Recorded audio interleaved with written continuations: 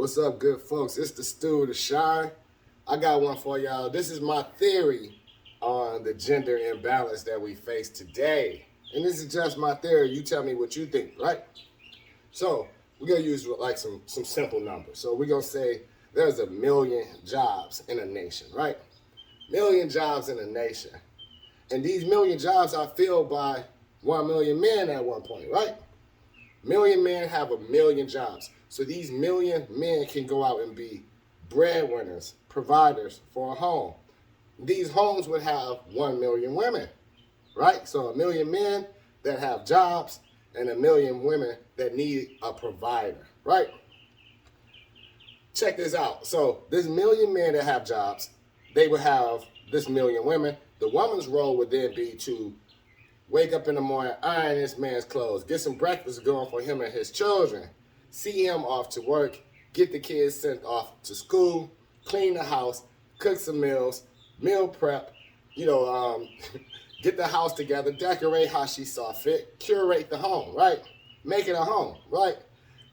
This man gets off work, she's meeting him to get him a kiss on the cheek, tell them that dinner will be at 6:30, everybody sat around the table at 8. Recreational day was a Saturday for the family, and Sunday they all went to church. Clearly there was balance there, right? That was like 50, 60 years ago and beyond. See, then we had a gender equality movement, female empowerment, and rightfully so. We said, why should these men get to be these providers, get to have this say-so, this head of household, bring home the bacon? Surely a woman can do the same, right? So then we fast forward when we say we're going to make gender equality. So for these 1 million jobs, we're going to now say 500,000 of them are going to go to women. 500,000 go to the men, right? But we still thinking traditional. So we have 500,000 men that can be providers for homes, right? And now you have 500,000 women who are making money but still want a provider, along with the 500,000 women who are not making money, who are looking for a traditional provider. So both of them are looking for the same man, but we now cut the provider level of men in half, because only 500,000 of them can go out and get this money, and you got 500,000 women who are getting the money as well. But the 500,000 men that don't have jobs, what else to become of them in a society? They are undesirable to the woman. The woman who is now making the 500,000 women who now have jobs, they're not looking for these 500,000 men to provide for these men. You see what I'm saying? Like the 500,000 men that still have jobs, they're going to take care of the 500,000 women who don't have jobs. And they're competing. Both sets of women are competing for these men.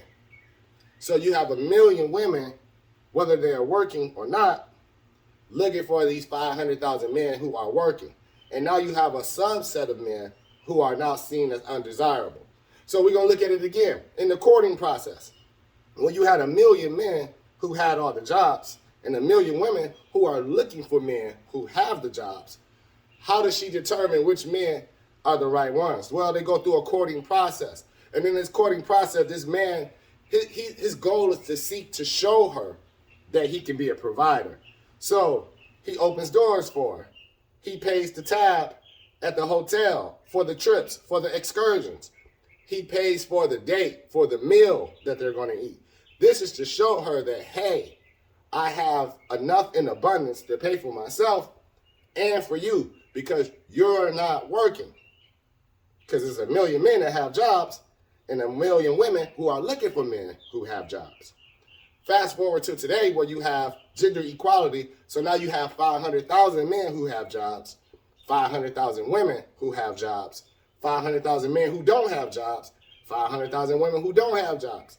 Both these sets of women, all 1 million of them, working or not, are still looking for these 500,000 men who have jobs to show that they can provide for them.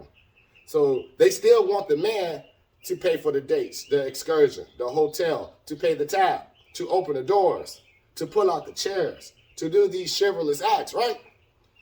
Even though the society has changed, and that entails the imbalance. So in my opinion, these imbalances that we have now, like we're going to have to live with, because we have gender equality. We want our women to work. I have a daughter who is 16 who is getting prepped to go into the workforce on a career level, right?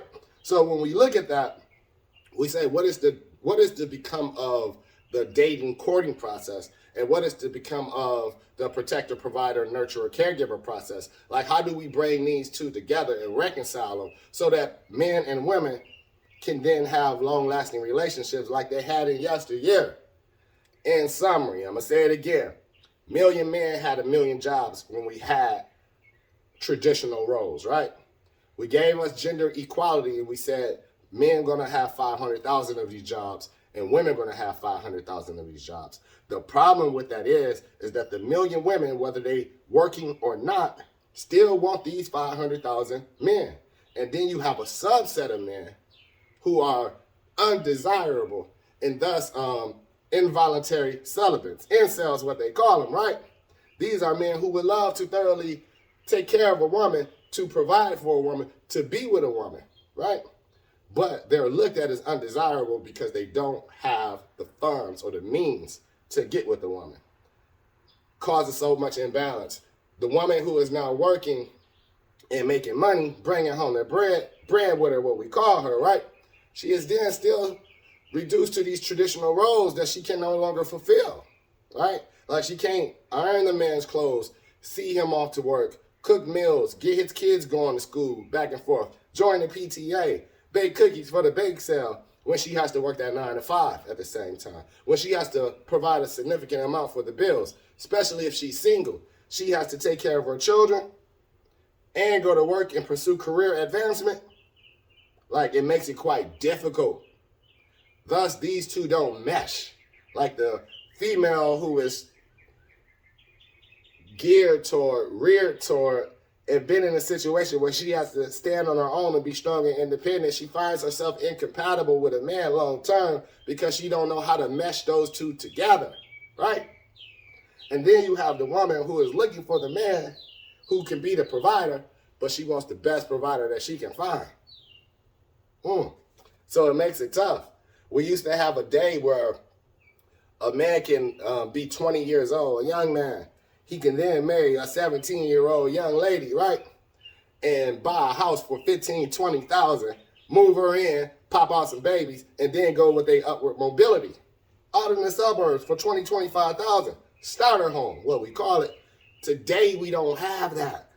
Like, a young 20-year-old man, it's very hard for him to find a house when the average median house is costing $238K, $238,000 for a starter home now. When a young man is making minimum wage, hasn't started a career yet, those factory jobs that once provided for our grandfathers and our fathers, they are no longer there for the young man. So he is in a tough position. Not until 35, maybe 40, will he be in a position where he can afford to provide the kind of home that a woman would want to move into. Get the young man to 30 years old, right? He's doing well for himself, right? He's 30 years old, been working in factories all his life, got him a nice little skill. He can pay all his bills at his apartment, right? So he's there in this apartment complex, got his apartment set up right for himself, bachelor-like, and then he meets a young lady, he courts her, he takes her out to eat, he does all the right things, they fall in love. Young lady has a career though, master's degree, student loan debt, owns her own home at 30, mortgage for the next 30 years. Let's hope them property taxes don't go up and shoot her mortgage up, right? But nonetheless, she's not going to say, you know what, he has an apartment and I own a home. How about I move in with him? No, she's not going to do that, though she loves him.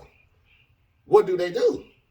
Like, she built a life without a man and now is trying to find a way to, like, fit those pieces together. And it makes it cumbersome. It makes it very difficult for these two to meet and have long-lasting love and fulfilling relationships. So tell me what your thoughts. Do you think my theory about gender equality causing an imbalance in relationships is true?